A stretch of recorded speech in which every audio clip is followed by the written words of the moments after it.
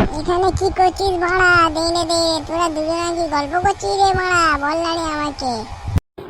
আরে না রে মারা, গল্প করবো কেন রে? আমরা একটা বিষয়ে কথা বলছিলাম, তুই লেওড়া এখানে গুলোতে কি জন্য আসবে লেওড়া?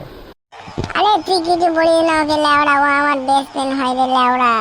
আমি যা কথা বলবো শুনুক লেওড়া, ও নাহলে বাড়িতে গিয়ে আমার কথাগুলো সব জানিয়ে দেবে কার সাথে কিরম কথা বলছি রে লেওড়া।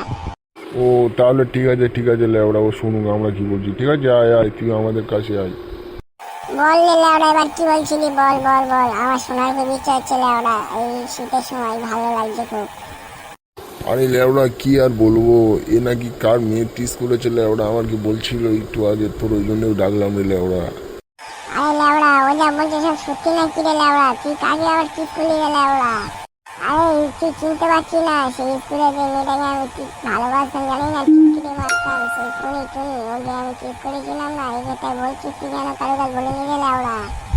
না না, আমি আমার কাছে বলবো রে লেওড়া, তুই আমার বেস্ট ফ্রেন্ড হয়ে, তোর কথা আমি কাউকে জানাতে পারবো না লেওড়া।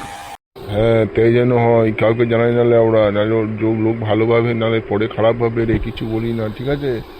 ঠিক আছে কাউকে বলবো না, ঠিক আছে নে। এরকম করতে ঘুরতে যাবি কি তোরা?